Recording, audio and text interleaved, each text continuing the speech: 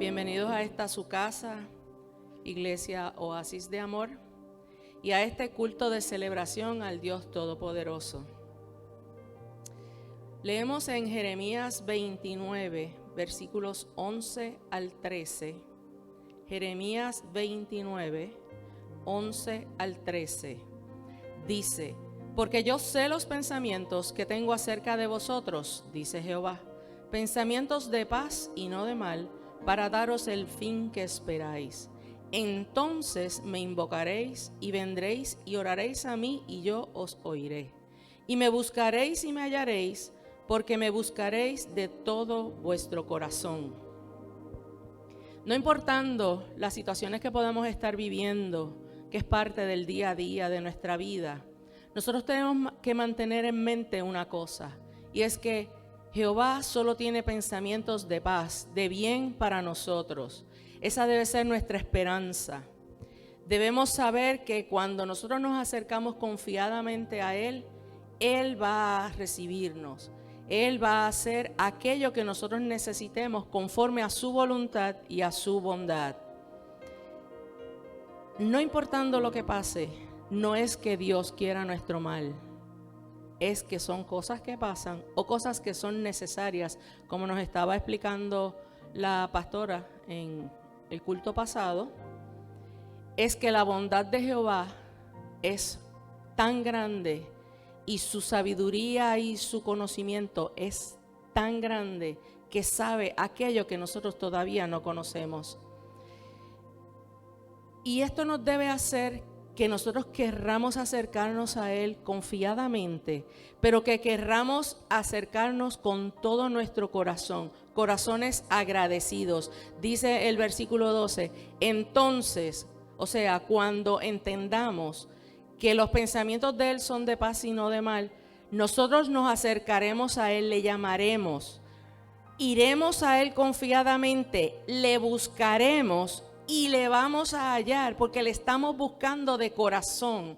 Este es un buen día para acercarnos a la presencia del Señor, para buscarle, para invocarle, para poner en sus manos cualquier situación que podamos estar pasando, para poder darle gracias por todas sus bondades.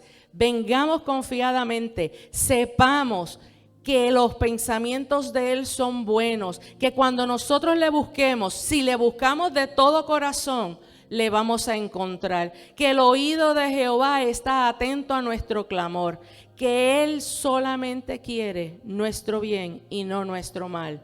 Así que vamos a acercarnos a Él, vamos a desbordar nuestro corazón con cánticos de alabanza, con cánticos de agradecimiento, y dejemos que sea Él quien obre en nosotros. Dejemos que Él nos llene de su paz, de esa paz que sobrepasa todo entendimiento, y devoremos nuestro amor sabiendo que tenemos un Dios bueno y que su voluntad es buena, agradable y perfecta. Y oramos. Padre, te damos gracias, Dios, por todas tus bondades. Permite, Señor, que podamos entender y siempre recordar que tus pensamientos para nosotros son buenos, son de paz, son para darnos un futuro y una esperanza, un futuro que ya tú hablaste acerca de nosotros y que es la esperanza sobre la cual nosotros vivimos, Dios. Permite que todos aquellos que se van a conectar se puedan conectar sin ninguna distracción. Que la palabra que se va a traer, Padre, cale profundo en cada corazón. Que haga aquello para lo que tú le enviaste, porque tu palabra es viva y eficaz y tú le envías con propósito divino. Te damos gracias nuevamente, Señor, por todas tus bondades. Permite, Padre, que cada día nosotros te podamos conocer más, nos podamos entregar completamente a ti y podamos siempre recordar y vivir y manifestar que tu bondad es buena, que tu bondad, que tu voluntad, que tus deseos para nosotros, que tu amor es grande, inmenso, infinito, eterno, que otros puedan verlo y que puedan entender que todas esas cosas que tú tienes para nosotros también están accesibles para ellos. Bendecimos tu nombre y te damos gracias, Dios, en el nombre de Jesús. Amén.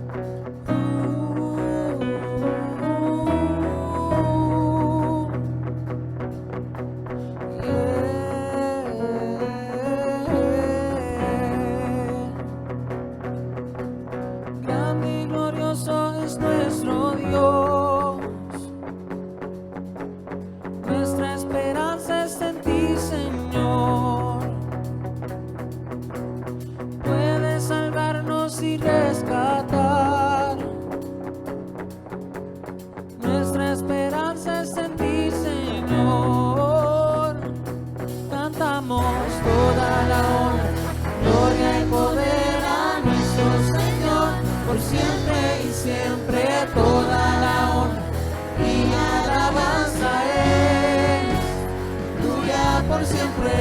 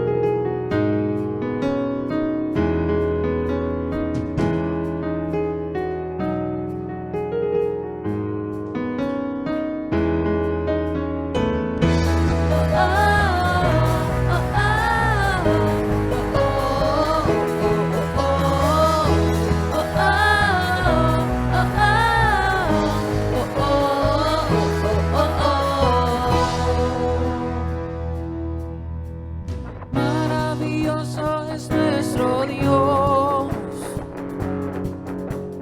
nuestra confianza es en ti, Señor.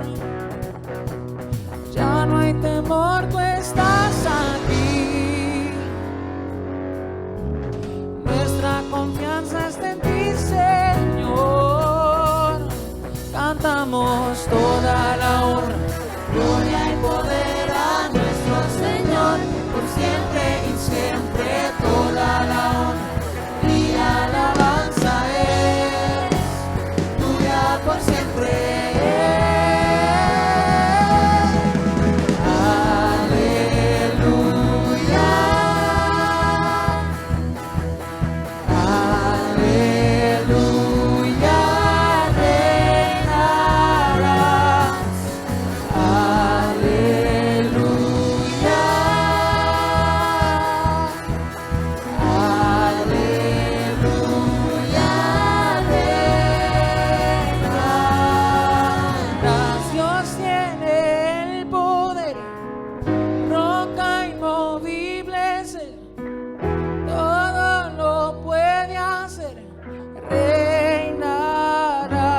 Siempre Dios tiene el poder, roca inmovible, todo lo puede hacer, reinarás.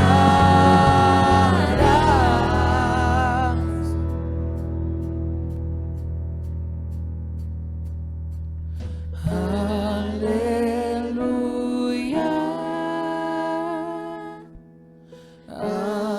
Aleluya, reinarás.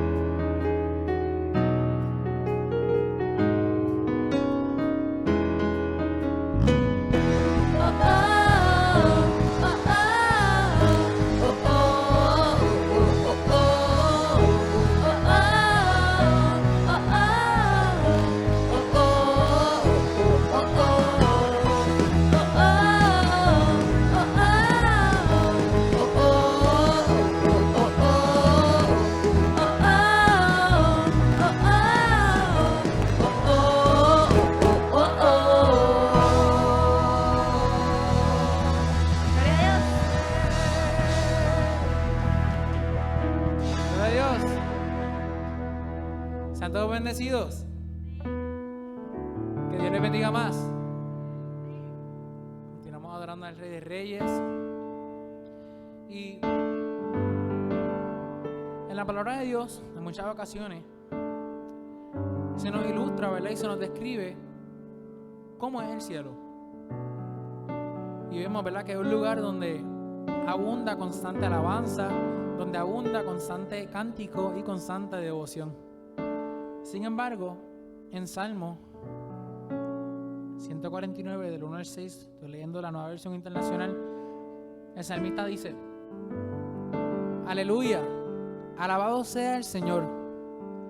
Canten al Señor un cántico nuevo, alábenlo en la comunidad de los fieles.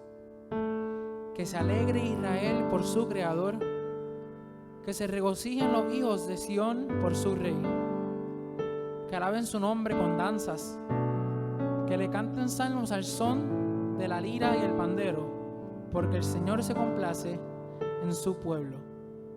A los humildes concede el honor de la victoria, que se alegren los fieles por su triunfo, que aún en sus camas griten de júbilo. Que broten de su garganta alabanzas a Dios y haya en sus manos una espada de 2 filos. Esto nos permite entender que más allá de los ángeles, más allá de seres creados para adorar, no hay nada más en que Jehová se deleite como la adoración de sus hijos. No hay nada más que deleite a Jehová que un hijo dispuesto a obedecerle. Así que este día, ahí donde estás, es una nueva oportunidad para meditar en esta alabanza, para que nuestra vida, al igual que el cielo, sea un constante aleluya, sea un lugar de constante obediencia y adoración. Que nuestras vidas sean deseadas por Dios. Amén.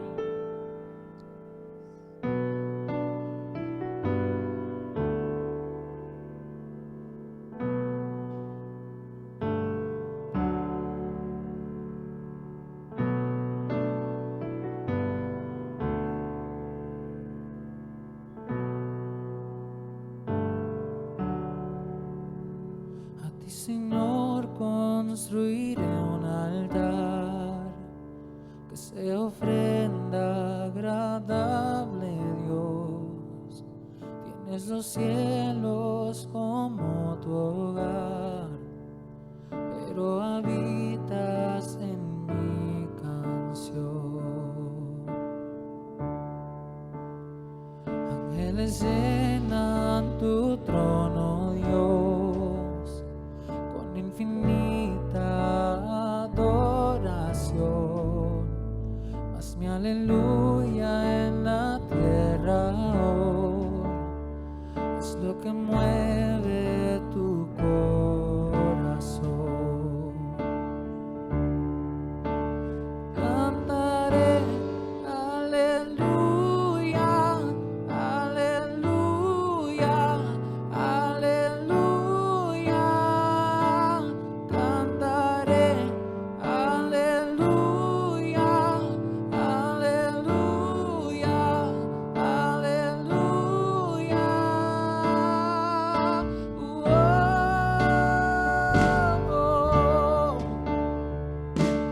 Te adoramos solo a ti, Jesús.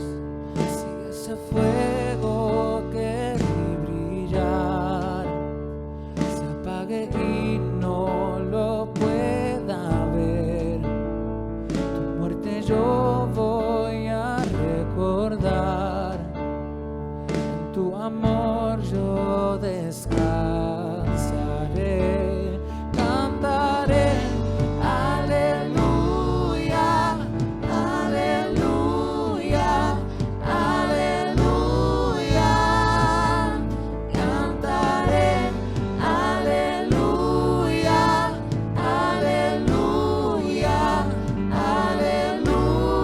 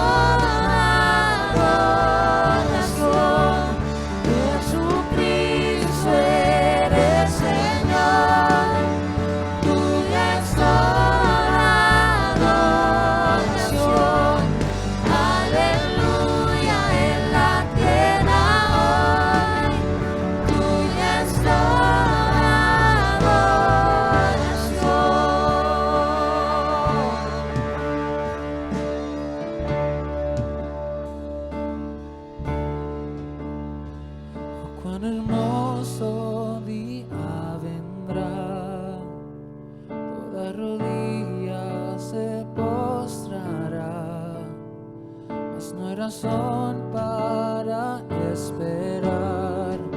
Aquí y ahora tú reinarás.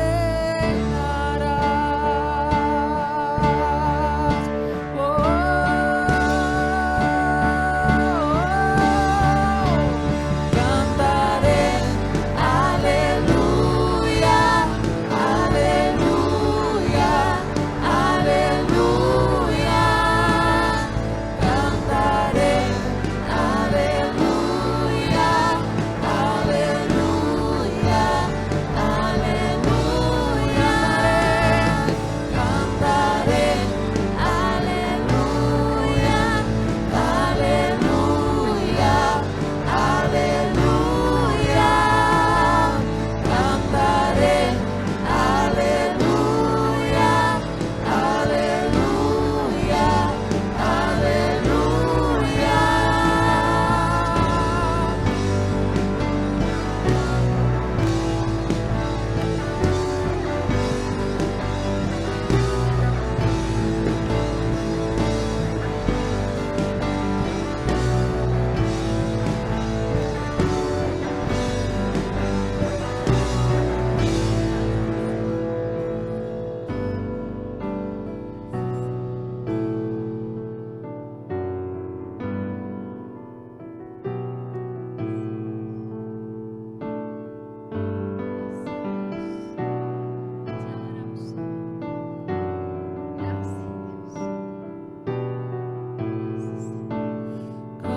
Cantaré aleluya, aleluya,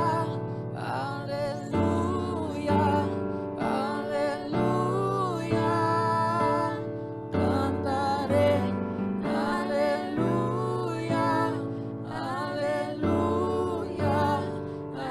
aleluya.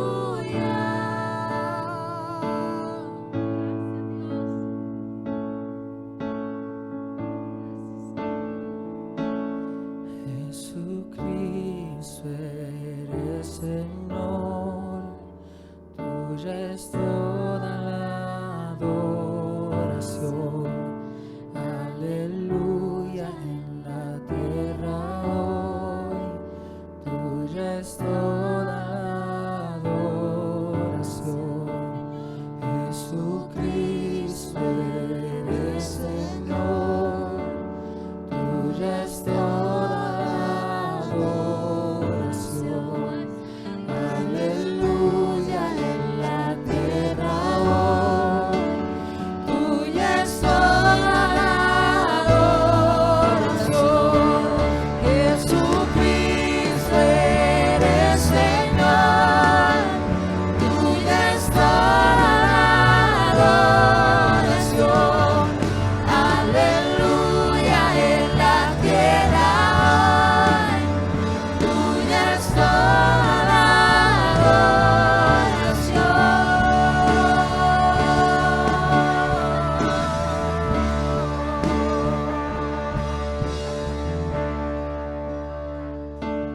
Gracias, Señor. Gracias, Dios. Te adoramos, Señor. Levantamos alabanza y adoración a tu nombre, Señor. Levantamos alabanza y adoración a tu nombre, Padre, por quién eres tú, Señor. Queremos dedicar nuestra vida a adorarte a ti, Señor, a servirte a ti, Padre, por todo lo maravilloso que tú has hecho por nosotros. Queremos nosotros devolver, Padre Celestial. Queremos nosotros devolver. Te adoramos, Señor. ¿Cuántos saben qué bello es nuestro Dios? Cuando utilizamos la palabra hermoso, automáticamente sabemos que es un adjetivo y que los adjetivos describen al sustantivo. Pero ¿qué significa la palabra hermoso? Según Google, hermoso significa que tiene o demuestra buenas cualidades morales o buenas intenciones. Significa grande, amplio. Cuando mencionamos el nombre de Jesús, automáticamente nos viene a la mente todas las características que acompañan ese nombre y todo lo que abarca quién es Jesús para nosotros, quién es Él en nuestra vida. Cuando mencionamos el nombre de Jesús, como decía la definición, viene a nuestra mente las buenas intenciones que hizo y continúa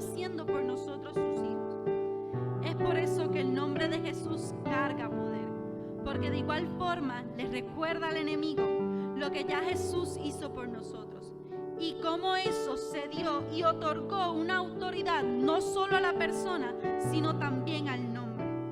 El mencionar el nombre de Jesús, Yahvé, es el Salvador. Ese es el significado de Jesús, nuestro Salvador. Y es por eso que en esta reunión te invito a dar gloria a su nombre, a levantar alabanzas al cielo por quién es Él y lo que hizo y continúa haciendo por nosotros, recordando que al exaltar su nombre, grandes cosas comienzan a suceder, recordando que para esto fuimos creados, para glorificar su nombre. Aleluya. Gracias, Señor. Gracias, Dios. Gracias, Señor. Gracias, Dios.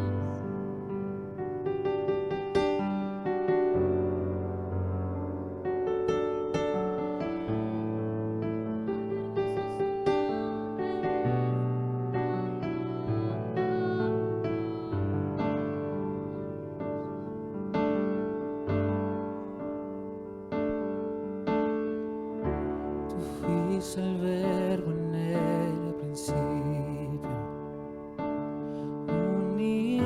unigénito de Dios, el misterio de tu gloria, revelado en tu amor. Cuán hermoso su nombre es, cuán hermoso su nombre es, el nombre de Jesús, mi Rey. Cuán hermoso su nombre es, nada se iguala a él. Cuán hermoso su nombre es, no hay otro nombre.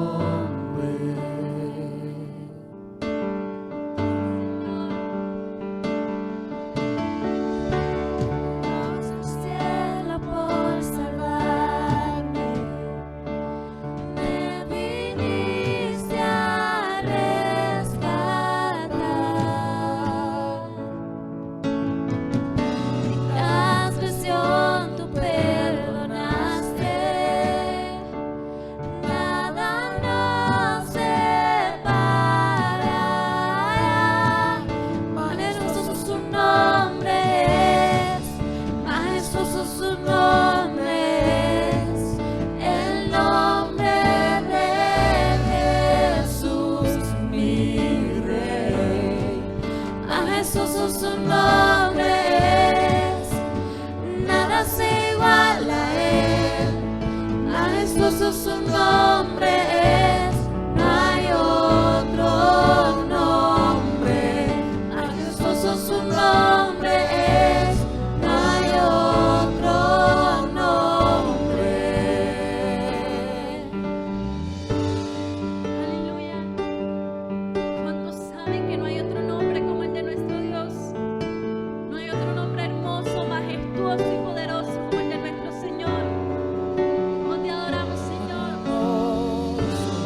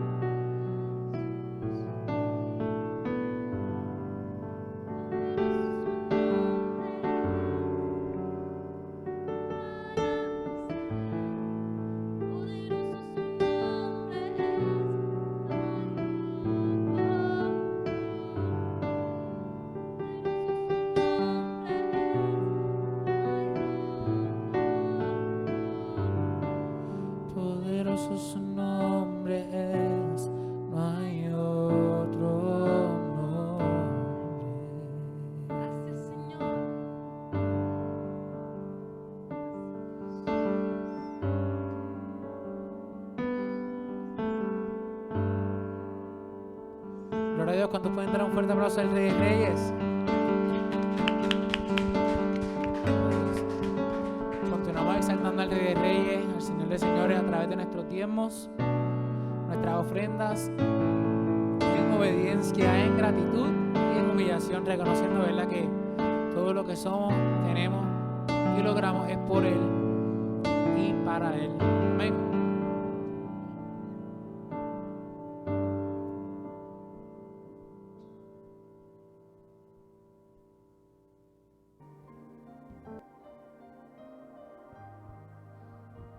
Bueno, continuamos adorando al Señor con todo lo que somos, con todo lo que tenemos.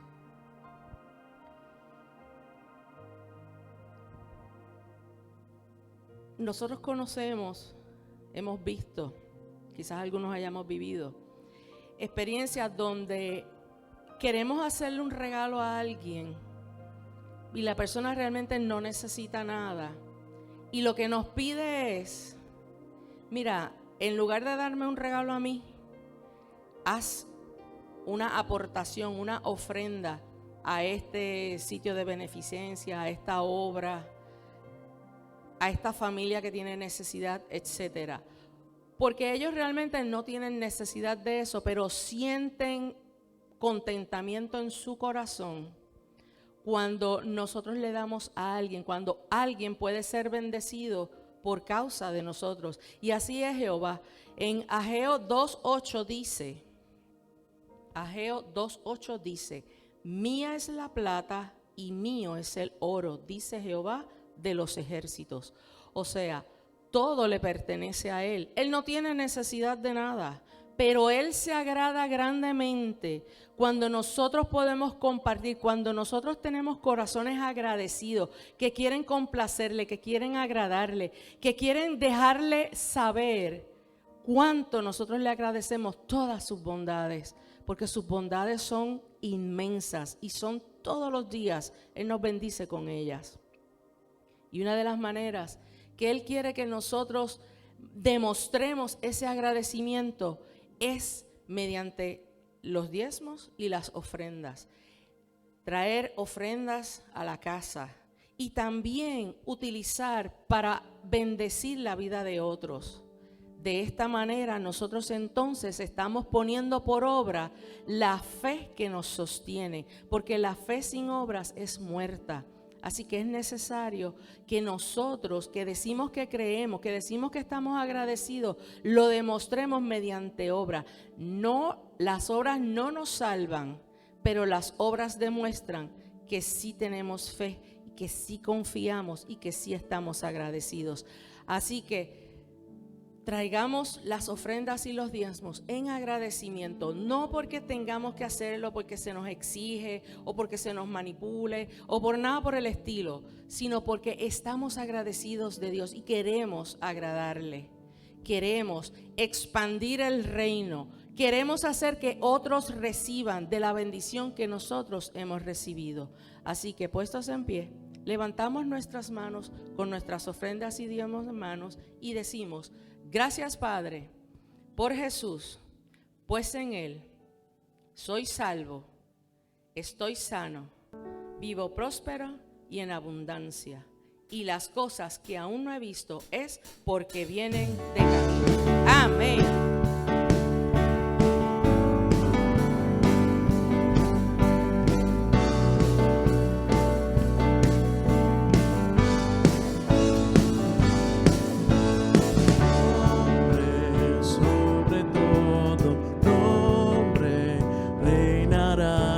Siempre, siempre igual, exáltale. Cristo sobre todo nombre, reinarás por siempre, siempre igual, exáltale.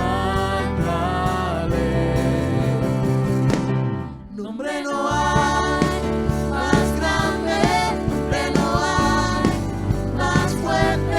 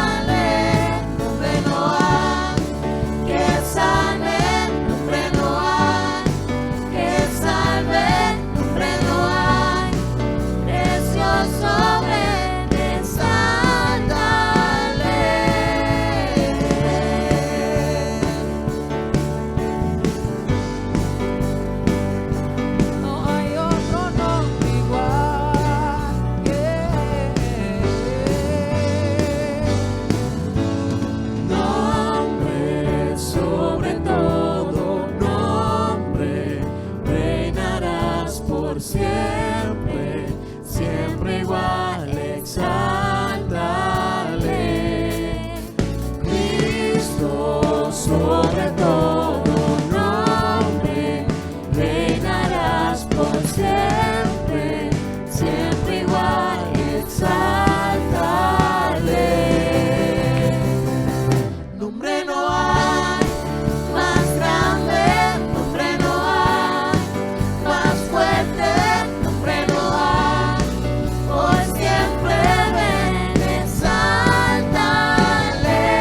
Nombre no hay quien salve, nombre no hay quien salve, nombre no hay, precioso ven, exáltale.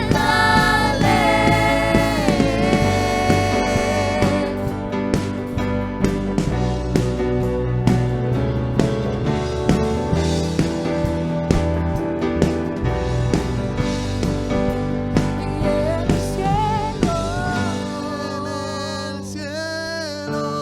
en la tierra, te proclamaré.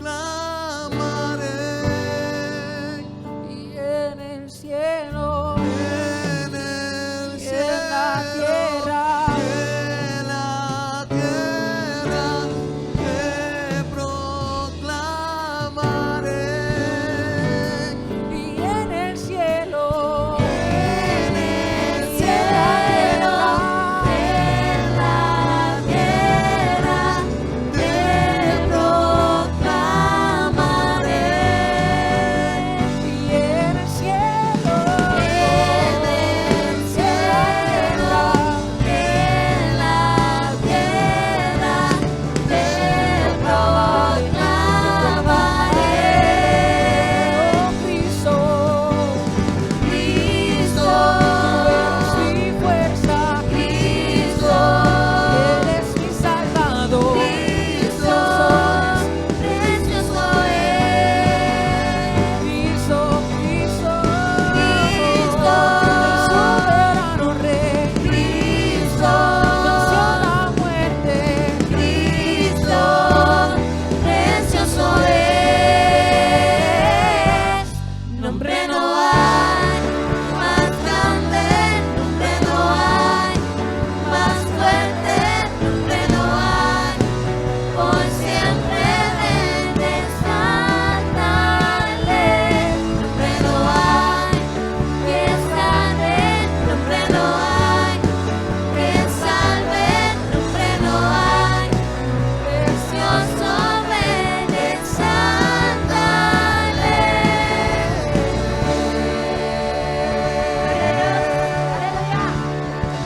gloria a Dios.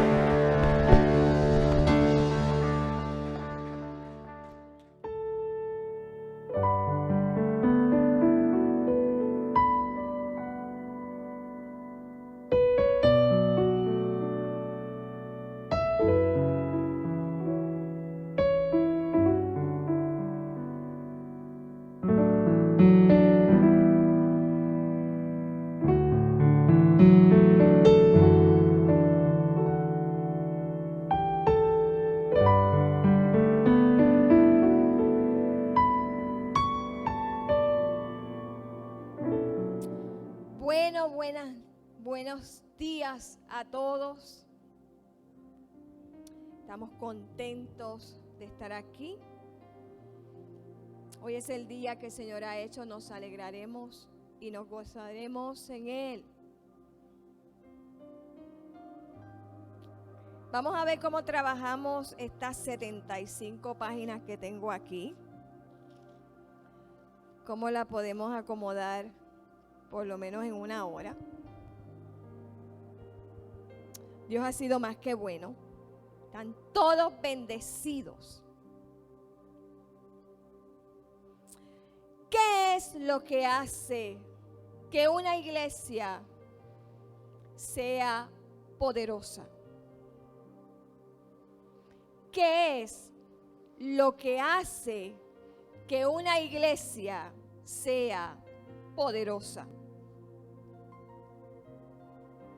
¿La grandeza de su local o del templo? ¿Cuán lujosa es o cuán pobre es? ¿La cantidad de multitud que la visitan? ¿Cuántas propiedades tiene? ¿Cuántos negocios tiene? ¿Cuánto dinero recolecta? ¿Mucho o poco? ¿Qué es lo que hace que una iglesia sea poderosa?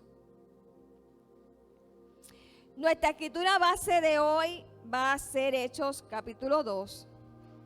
Y vamos a ver unas escrituras muy comunes, leídas una y otra vez. Pero en esta ocasión vamos a ver algunas particularidades en ellas.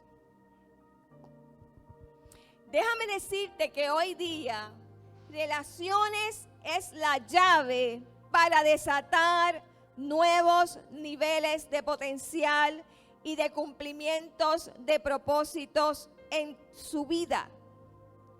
Lo voy a volver a repetir. Hoy, relaciones es la llave para desatar el potencial y cumplimientos de propósito en su vida. Y cuando hablo de relaciones, no hablo de matrimonios, ni de novios, ni de sexo. Transparencia, confianza y alianzas son las palabras del momento en el reino de Dios. ¿Saben? Dios es un matemático por excelencia. Él siempre va a sumar en su palabra.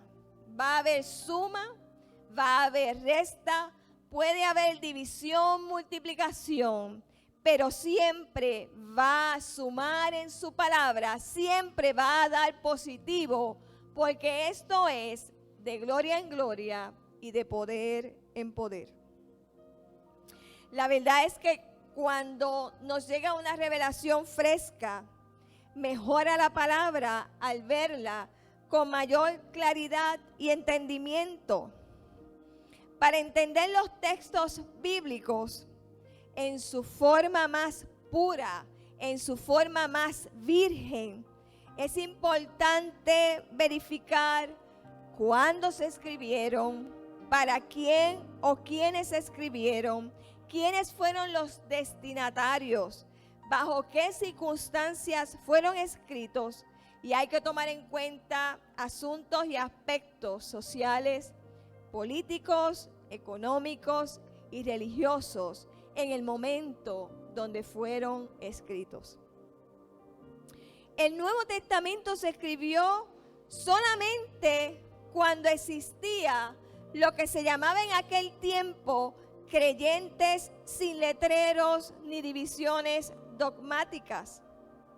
De hecho, cristianidad está lejos de lo que es la iglesia, aquella iglesia primitiva, no porque eran trogloditas, sino porque eran los primeros creyentes. Aquellos creyentes y sus fundamentos existen desde antes de que la palabra cristianidad existiera. Había un tiempo en aquel entonces donde lo que existían eran creyentes, seguidores de Cristo, llenos del poder de Dios. En aquel tiempo, cuando comenzó este asunto de iglesia, todos estaban fundamentados en doctrinas apostólicas. Así que vamos a transportarnos a esos días. Vamos a viajar a esos días para tener una idea más clara de cuál es el énfasis de lo que Dios está trayendo para nosotros en el día de hoy. Vamos a leer Hechos capítulo 2, del 1 al 23 y del 36 al 42. Capítulo 2 de Hechos, versículo 1 al 23 y 36, 42. Abra su constitución y vaya conmigo leyendo estas escrituras. Cuando llegó el día de Pentecostés, estaban todos unánimes juntos. Y de repente vino del cielo un estruendo como de un viento recio que soplaba, el cual llenó toda la casa donde estaban sentados. Y se les aparecieron lenguas repartidas, como de fuego, asentándose sobre cada uno de ellos. Y fueron todos llenos del Espíritu Santo, y comenzaron a hablar en otras lenguas, según el Espíritu les daba que hablasen. Moraban entonces en Jerusalén judíos, varones piadosos de todas las naciones bajo el cielo. Y hecho este estruendo, se juntó la multitud y estaban confusos, porque cada uno les oía hablar en su propia lengua. Y estaban atónitos y maravillados, diciendo: mirad, ¿no son galileos todos estos que hablan? ¿Cómo pues los oímos nosotros hablar cada uno en nuestra lengua en la que hemos nacido? Partos, medos, elamitas, y los que habitamos en Mesopotamia, en Judea, en Capadocia, en el Ponto y en Asia, en Frigia y Panfilia, en Egipto y en las regiones de África, más allá de Cirene, y romanos aquí residentes, tanto judíos como prosélitos, cretenses y árabes, les oímos hablar en nuestras lenguas las maravillas de Dios. Y estaban todos atónitos y perplejos, diciéndose unos a otros: ¿qué quiere decir esto? Mas otros, burlándose, decían: están llenos de mosto. Entonces Pedro, poniéndose en pie con los 11, alzó la voz y les habló diciendo: varones judíos y todos los que habitáis en Jerusalén, esto os sea notorio y oíd mis palabras, porque estos no están ebrios como vosotros suponéis, puesto que es la hora tercera del día. Mas esto es lo dicho por el profeta Joel. Y en los postreros días, dice Dios, derramaré de mi espíritu sobre toda carne, y vuestros hijos y vuestras hijas profetizarán, y vuestros jóvenes verán visiones, y vuestros ancianos soñarán sueños. Y de cierto, sobre mis siervos y sobre mis siervas en aquellos días derramaré de mi espíritu y profetizarán. Y daré prodigios arriba en el cielo y señales abajo en la tierra, sangre y fuego y vapor de humo. El sol se convertirá en tinieblas y la luna en sangre, antes que venga el día del Señor, grande y manifiesto, y todo aquel que invocar el nombre del Señor será salvo. Varones israelitas, oír estas palabras: Jesús Nazareno, varón aprobado por Dios entre vosotros, con las maravillas, prodigios y señales que Dios hizo entre vosotros por medio de él, como vosotros mismos sabéis. A este entregado por el determinado consejo y anticipado conocimiento de Dios, prendisteis y matasteis por manos de inicuos, crucificándole, al cual Dios levantó, suelto los dolores de la muerte, por cuanto era imposible que fuese retenido por ella. Porque David dice de él: veía al Señor siempre delante de mí, porque está a mi diestra, no seré conmovido, por lo cual mi corazón se alegró y se gozó mi lengua, y aún mi carne descansará en esperanza, porque no dejará mi alma en el Hades, ni permitirá que tu santo vea corrupción. Vamos al 36. Sepa pues ciertísimamente toda la casa de Israel que a este Jesús, a quien vosotros crucificasteis, Dios le ha hecho Señor y Cristo. Al oír esto, se compungieron de corazón y dijeron a Pedro y a los apóstoles: varones hermanos, ¿qué haremos? Pedro les dijo: arrepentíos y bautícese cada uno de vosotros en el nombre de Jesucristo para perdón de los pecados, y recibiréis el don del Espíritu Santo. Porque para vosotros es la promesa, y para vuestros hijos, y para todos los que están lejos, para cuantos el Señor nuestro Dios llamare. Y con otras muchas palabras testificaba y les exhortaba diciendo: sed salvos de esta perversa generación. Así que los que recibieron su palabra fueron bautizados, y se añadieron aquel día como 3,000 personas. Y perseveraban en la doctrina de los apóstoles, en la comunión unos con otros, en el partimiento del pan y en las oraciones. Tranquilos que no vamos a discutir estos 47 versos.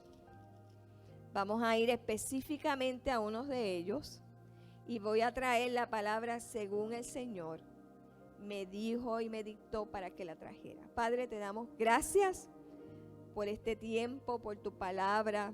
Gracias por la revelación fresca que a ti te place darnos para ayudar a tu iglesia a seguir transformándose, para alcanzar su destino y propósito en Dios para este tiempo. Permite, Dios amado, que esta palabra fluya a través de los oídos de todos los oyentes, Padre amado, y que sea de vivificación en sus vidas, en el nombre de Jesús.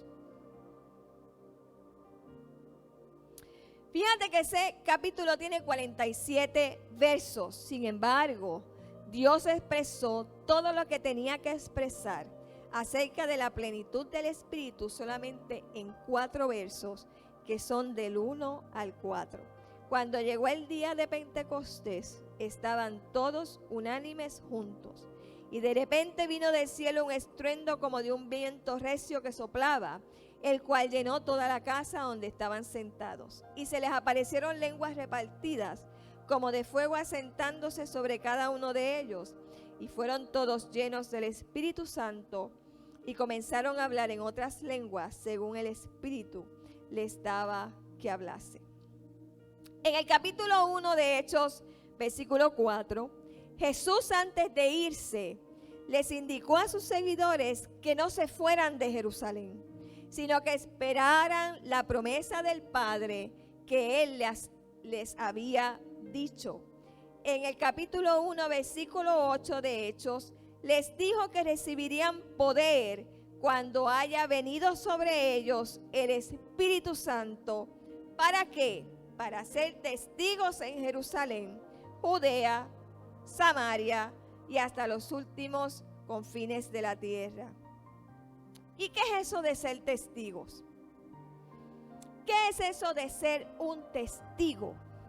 Un testigo es alguien que puede hablar con denuedo y certeza y contar sobre un suceso o evento del cual ha sido partícipe de primera mano, que lo ha visto o que lo ha escuchado, de su propia experiencia, que lo vio directamente, y esto le da seguridad para hablarlo. Tenemos que ver el énfasis que pone Dios en el propósito por el cual bautizó a su pueblo con el Espíritu Santo. Dice que es para ser testigos. Y solamente te puedes convertir en testigo cuando sales a la calle, cuando interactúas con la gente, cuando te relacionas con los demás y puedes contar y hablar sobre las grandezas de Dios con denuedo. No puede ser testigo el que se esconde, el que guarda lo que ha visto y lo que sabe de la grandeza de Dios.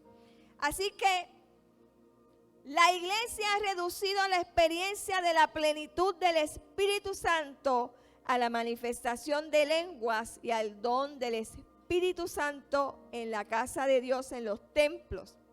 La Escritura nos dice que había gente en un aposento. Los aposentos en aquel tiempo eran lugares altos, en un cuarto.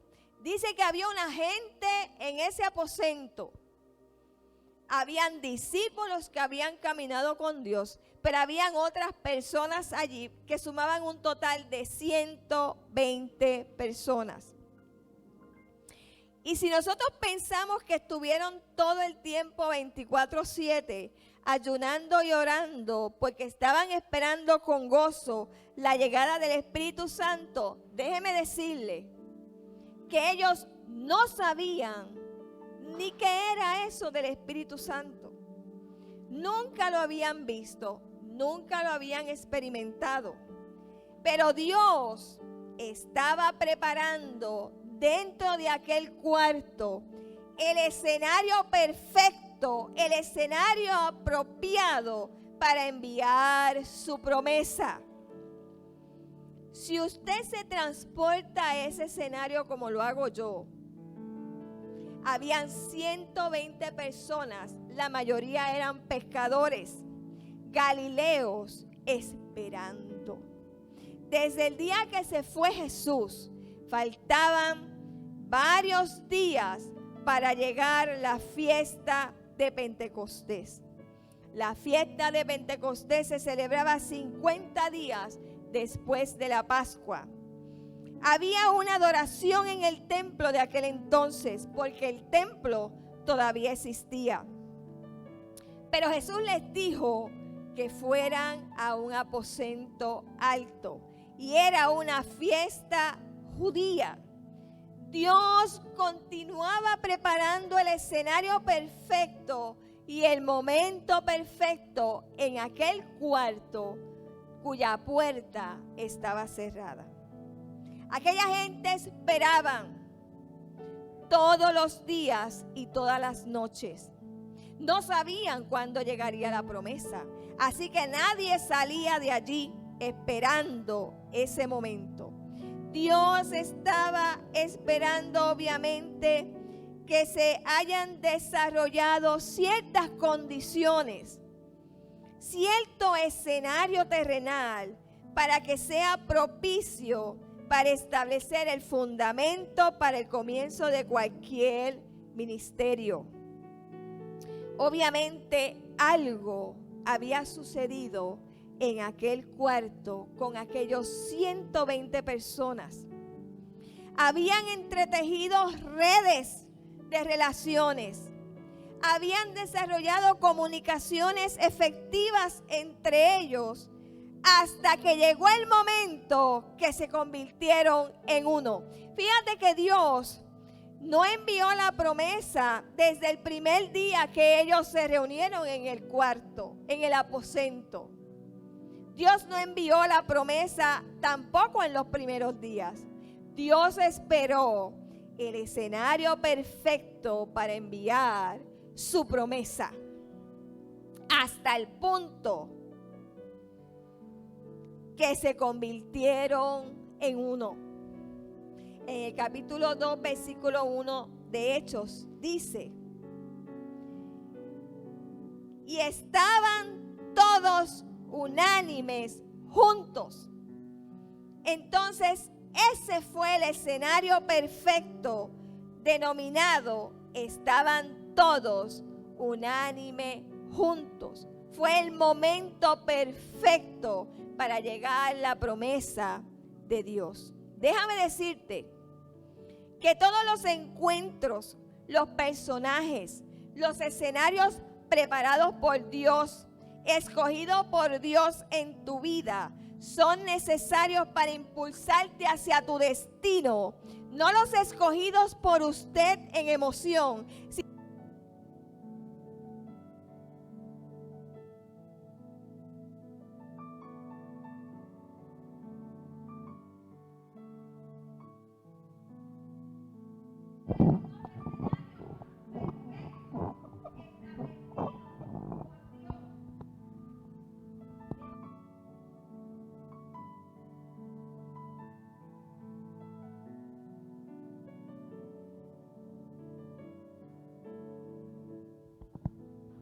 vemos la generación denominada Judas, que de paso nunca traicionó a Jesús, sino que fue cómplice, fue amigo de Jesús para impulsar el destino del Señor.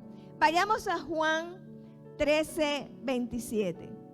Vayamos a Juan 13:27. Vamos a hablar de algunos escenarios establecidos y orquestados por Dios.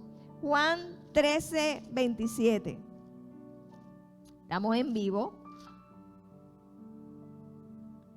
Juan 13:27.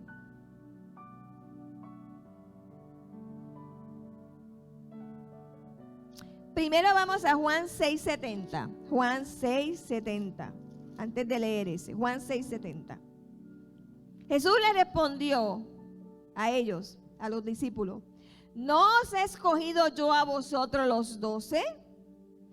¿Y uno de vosotros es diablo? Te voy a leer esa escritura nuevamente. ¿No os he escogido yo a vosotros los 12? ¿Y uno de vosotros es diablo? Vayamos a Juan 13:27. Y después del bocado, Satanás entró en él, en Judas. Entonces Jesús le dijo: lo que vas a hacer, hazlo pronto. No piense que es el único Judas que existió en la tierra. Puede tener otro nombre, pero Judas parecía ser parte de los 12, pero tenía un sistema operacional interno que se oponía al reino según él, pero que iba a ser utilizado por Dios para adelantar y llevar a Jesús a su destino para el cual había sido llamado. Aleluya. Veamos otro escenario orquestado por Dios, que está en Samuel capítulo 1. Vemos una generación llamada Penina. Era una generación burlona. Se burlaba de Ana, la esposa de Elcana. Cada vez que cada año iban al tabernáculo, año tras año, Ana lloraba mucho porque Penina se reía porque Ana no tenía hijos. Pero déjame decirte que la generación Penina impulsó a Ana a orarle a Dios. Primero Ana le oraba incorrectamente a Dios. Ana llegaba a la presencia de Dios y le decía: Señor, dame un hijo. Y el Señor le contestaba: ¿para qué quieres un hijo? Y Ana le decía: para complacer a mi esposo. Y Jesús le decía al Señor: no me parece. Métase en el escenario. Métase en la historia. Volvía Ana a orarle a Dios y le decía: Señor, dame un hijo. Y Dios le decía: ¿para qué tú quieres un hijo? Pues para darle por la cabeza a Penina, para que Penina se deje de burlar de mí. Dame un hijo. Y el Señor le decía: no me parece. Hasta que Ana no oró correctamente y adecuadamente, cuando le dijo a Dios: dame un hijo y yo te lo consagraré a ti, te lo entregaré para que sirva en el templo todos los días de su vida. Entonces Dios escuchó su oración y se le concedió, naciendo el profeta Samuel, que fue pieza importante en la historia de Israel. Penina impulsó a Ana a buscar el destino y el cumplimiento de los propósitos de Ana. Ana iba a ser con su esposo el medio para que naciera Samuel, pero era un hijo que tenía que ser dedicado a Dios. Luego Dios, obviamente, la honró y le dio hijos adicionales. Podemos ver otro escenario preparado por Dios. José el soñador. Una generación alrededor de él que lo traicionaba, que lo envidiaba, los de su propia casa. Dios los usó para impulsar el destino y propósito de José. Dios preparó el escenario perfecto cuando sus hermanos lo vendieron a unos mercaderes. Esto lo puedes ver en Génesis capítulo 37, la historia completa. Cuando sus hermanos lo vendieron a unos mercaderes que pasaban por el lugar, y los mercaderes se llevaron a José. Sus hermanos no sabían para dónde se iban a llevar a José. Querían deshacerse de José, para José terminar llegando a Egipto, donde se cumpliría su propósito y su destino en Dios. José era una pieza clave del gran rompecabezas del plan de Dios en la historia de Israel. Porque queriendo hacerle mal a José, Dios lo convirtió todo el escenario y todas las circunstancias para bien. Podemos seguir mencionando miles de escenarios orquestados y preparados por Dios. Por ejemplo, en Jonás, capítulo 1, versículo 17, algo que llama la atención cuando dice, Dios había preparado un pez.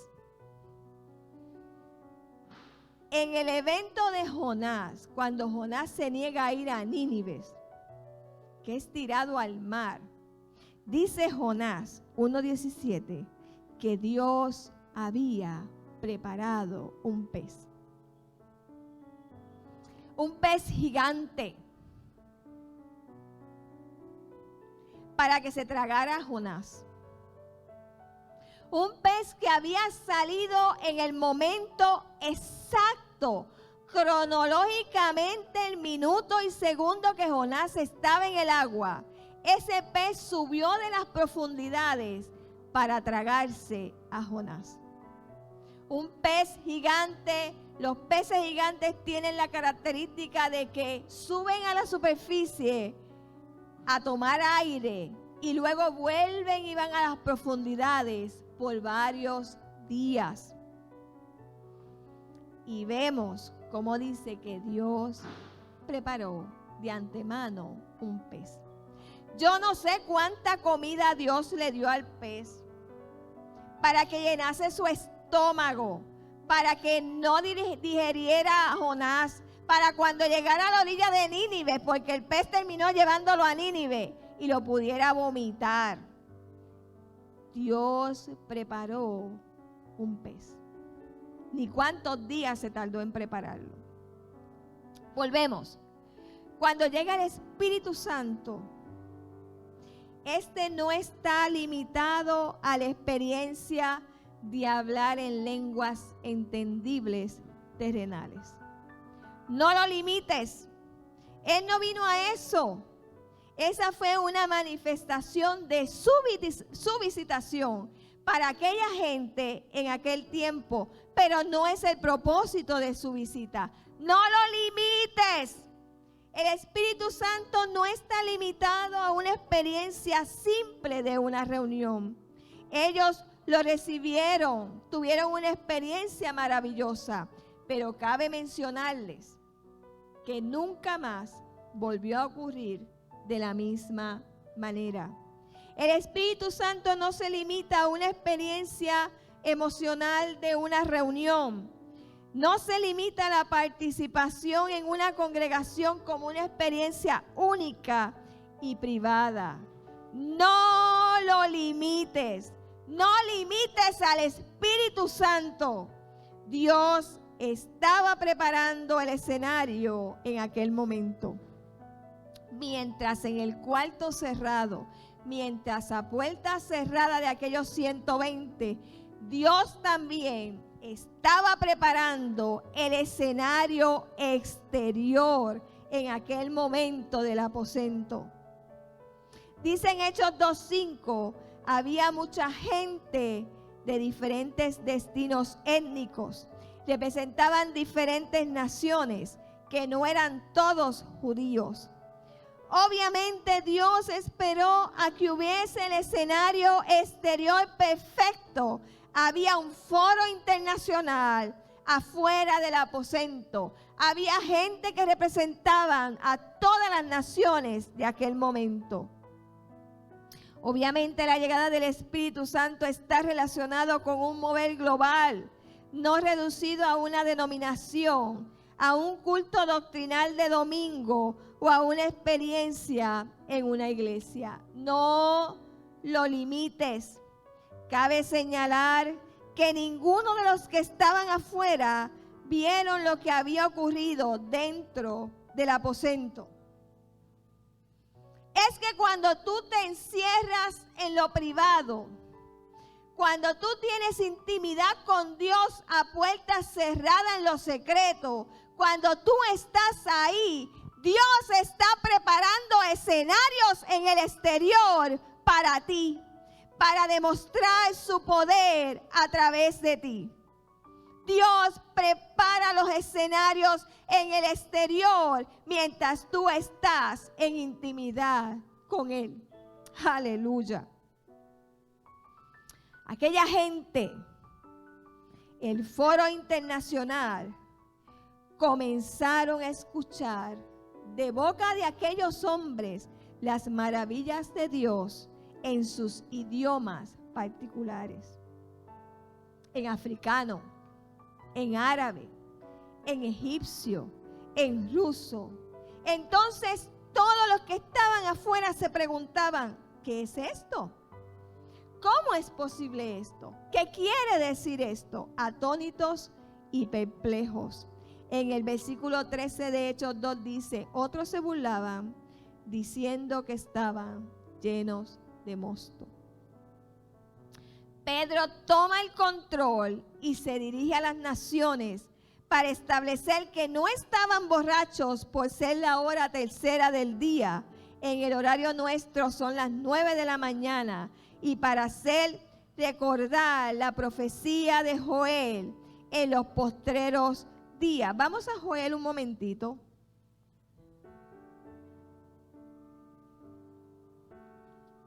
Hechos 2:17. Hechos 2:17. Hechos 2:17. Pedro hace mención de la profecía de Joel.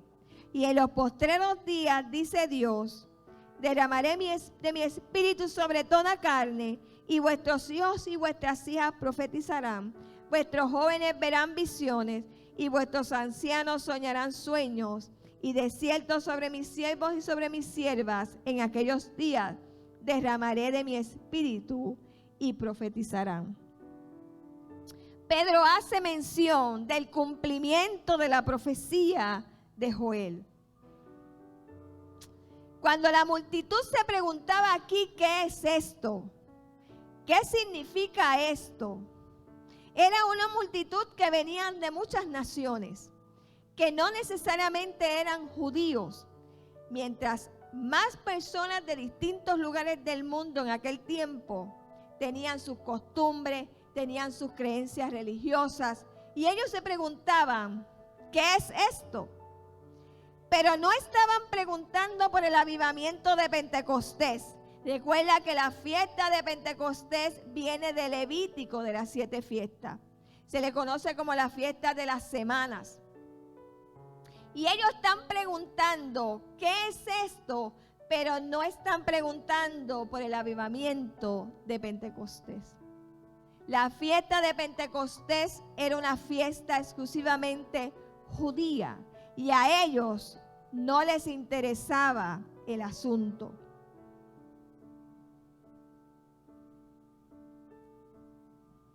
Así que cuando la multitud continúa preguntándose, ¿por qué había tanta gente en aquel momento? Porque había gente de tantas naciones. Jerusalén estaba de fiesta. Había mucha multitud y eso significaba mucho comercio, significaba muchas ventas, muchas ganancias. Era una festividad que los que no estaban en acuerdo o en sintonía con la fiesta de Pentecostés aprovechaban para sacar provecho. Ellos no podían aceptar que esto estuviera pasando con aquellos galileos, ya que los galileos se entendía que no tenían esa capacidad, ni el conocimiento para estar hablando lenguas de las naciones.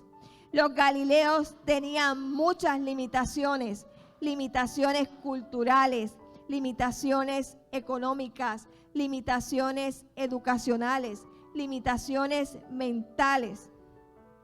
Galileos comunicando las maravillas de Dios a las naciones en idiomas internacionales, ellos no lo podían creer. ¿Qué vemos aquí? ¿Qué nos está diciendo el escritor, que es Lucas? Número 1, la iglesia de Galilea tenía diversidad de idiomas entendibles a cualquier nación global. Podían comunicar el evangelio con fundamento apostólico a nivel global. Era una iglesia extrovertida, no introvertida. Era una iglesia extrovertida, no una iglesia introvertida.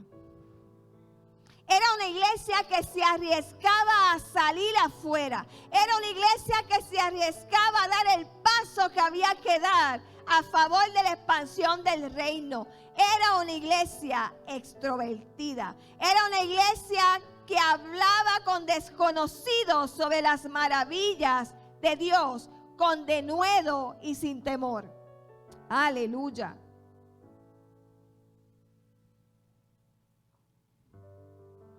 Podían comunicar el evangelio con fundamento apostólico. Era una iglesia extrovertida, no era una iglesia de cultos privados. Era una iglesia con una mentalidad apostólica global.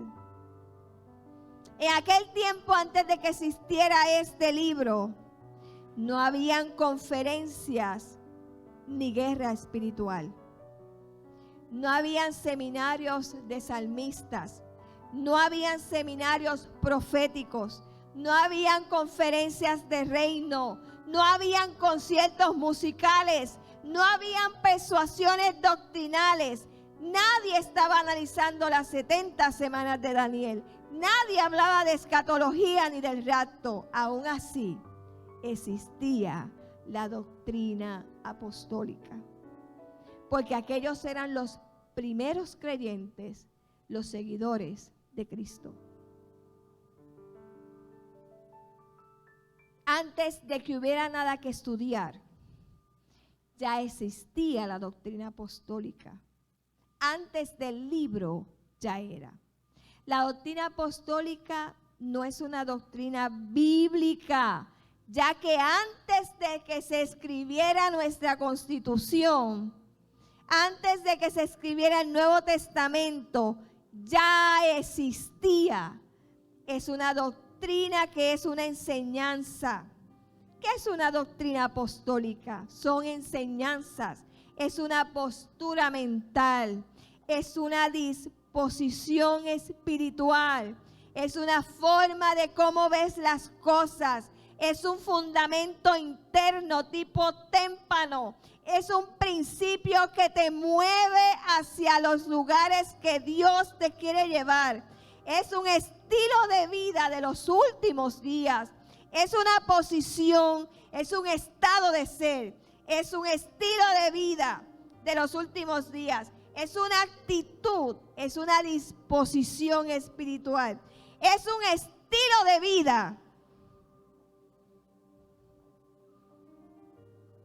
donde dices en tu interior y en tu caminar y en tu carácter y en tu mentalidad que no te doblegas ante nada ni ante nadie por causa del reino de Dios. Fundamentos apostólicos son necesarios para este tiempo de hoy, que son los postreros días que habla la palabra. Aleluya.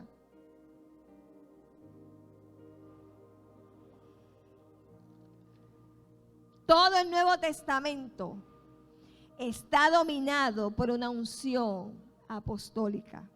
Fueron escritos por aquellos hombres, por aquellos primeros seguidores, por aquellos primeros creyentes, seguidores de Cristo. Todo lo que fue impartido y escrito en el Nuevo Testamento se hizo bajo una mentalidad apostólica.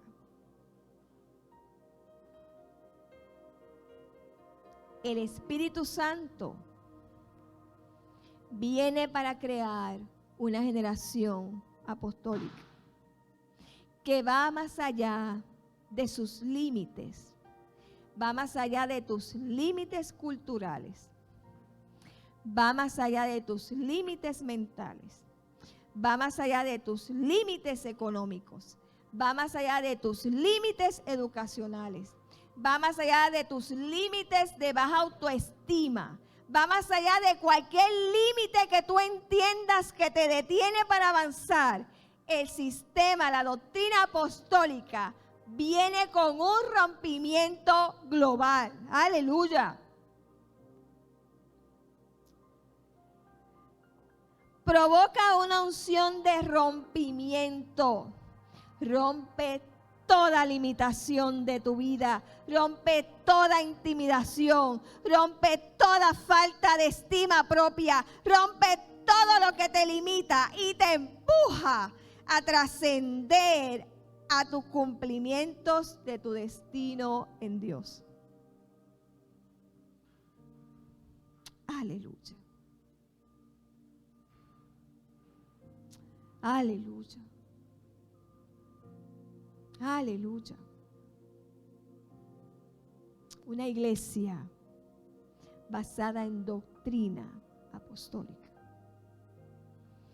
sin limitaciones de paredes, sin limitaciones de espacio, sin limitaciones de tiempo, sin limitaciones de conocimiento, sin limitaciones de lenguaje, sin limitaciones de recursos. Porque una vez te alineas con Dios, ya toda la provisión que necesitas para el cumplimiento, escúchame, para el cumplimiento de los propósitos de Dios en tu vida, ya están asignados para cada uno de nosotros. Aleluya. Aleluya.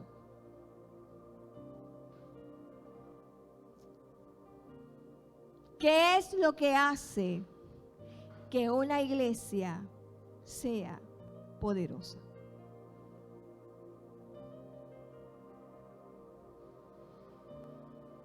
Es lo mismo que decir que con solo 120 hombres de aquel aposento alto, de aquel cuarto con la puerta cerrada, con solo 120 hombres, ese día fueron bautizadas 3,000 personas. Nada más que imagíneselo. Imagíneselo. Aquellos hombres que estuvieron allí esperando algo que nunca habían tenido. Salen afuera y estaban hablando en el lenguaje de cada nación, las maravillas del reino, las maravillas de Dios para toda aquella gente que estaban allí. Y dice la palabra que en un solo día fueron bautizados 3,000 personas. ¿Qué es lo que hace que una iglesia sea poderosa? Te voy a contestar la pregunta. Se trata de cuánto poder sobrenatural emana de ella, que proviene de arriba de Dios y lo manifiesta en la dimensión tierra.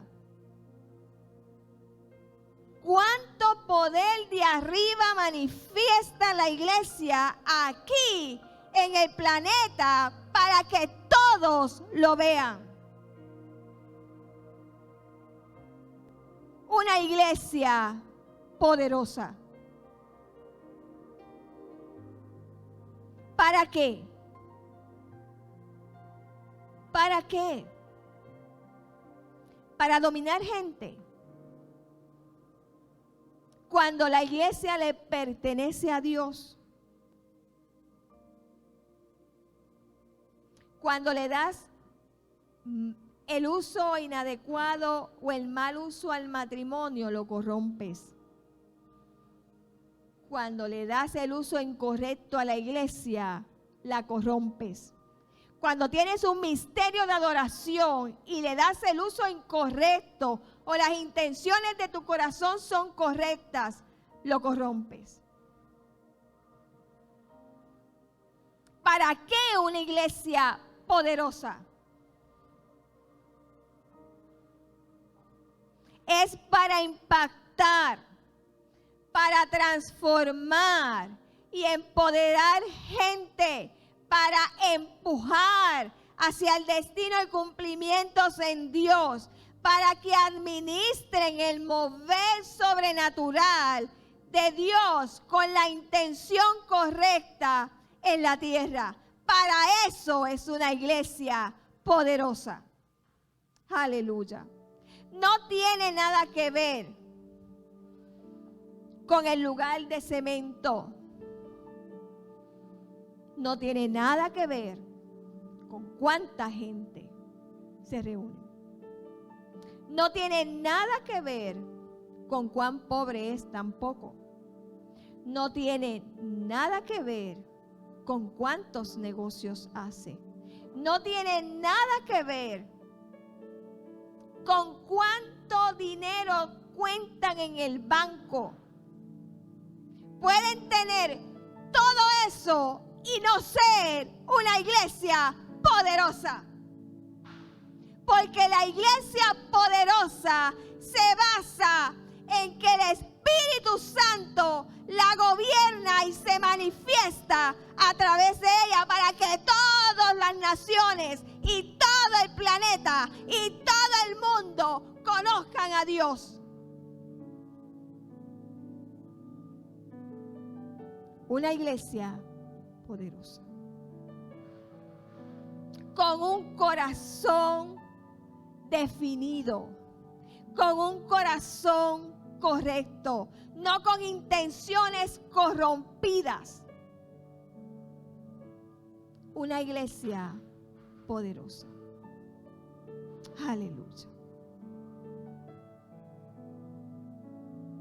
Aleluya.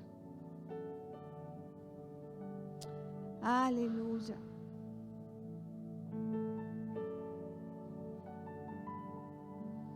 Escrituras interesantes,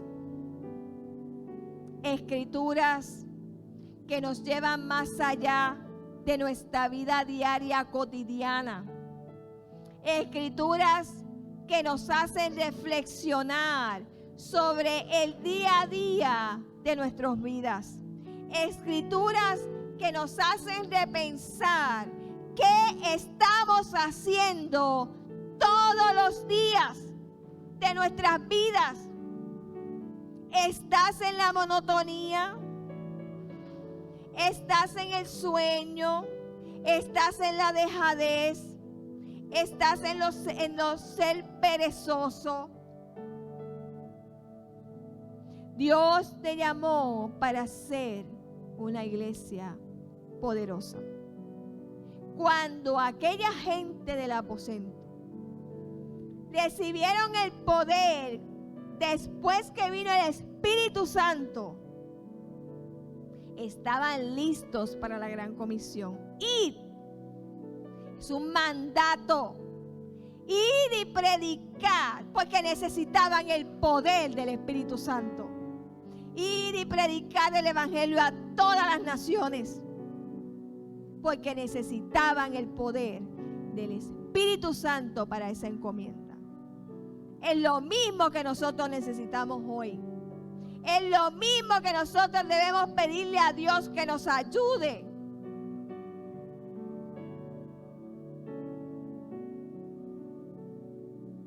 Aleluya.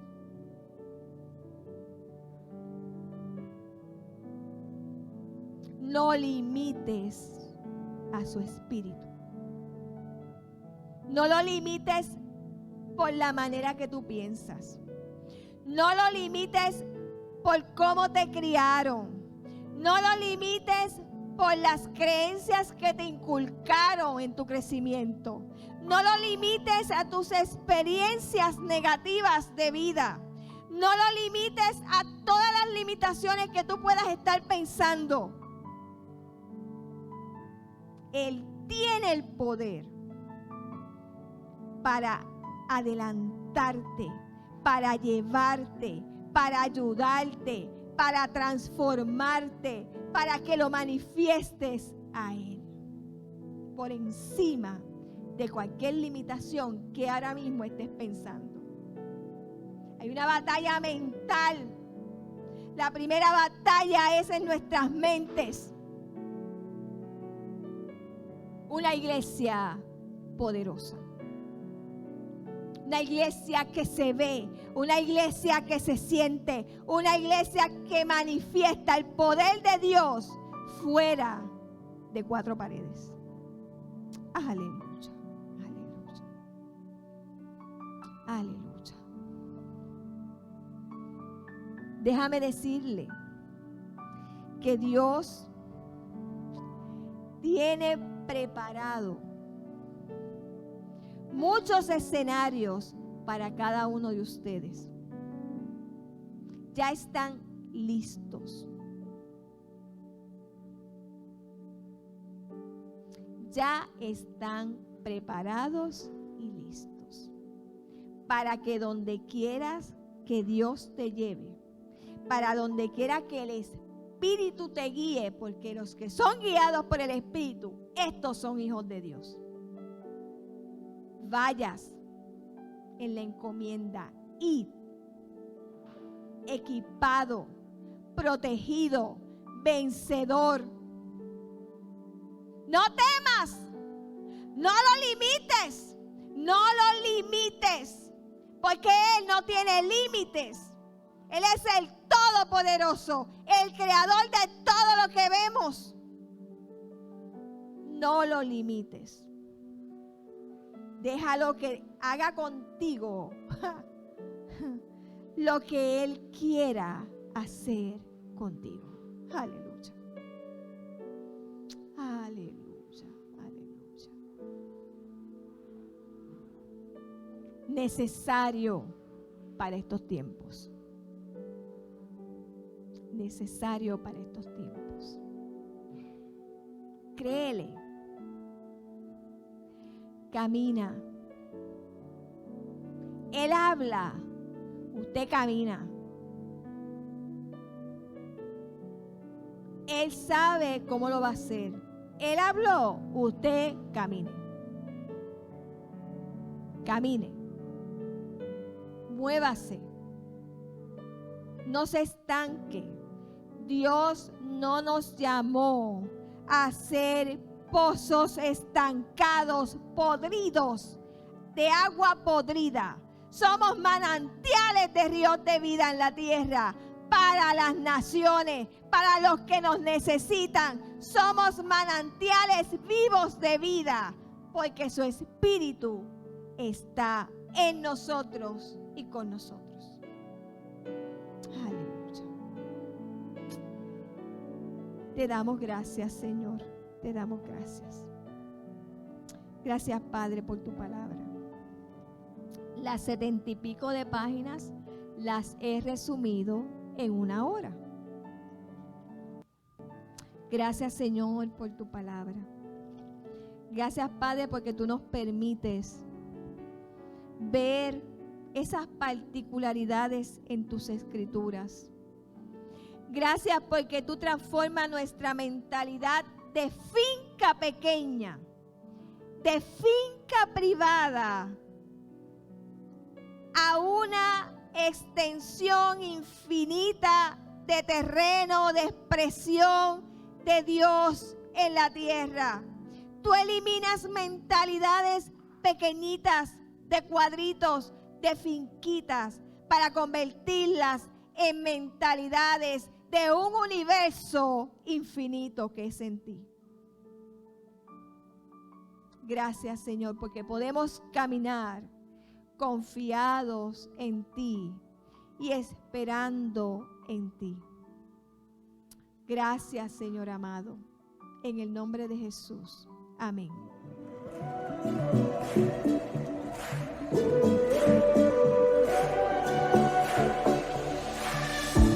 When night has fallen, when fear is coming, still you're calling me. When faith is lost and my hope exhausted, you will be my strength.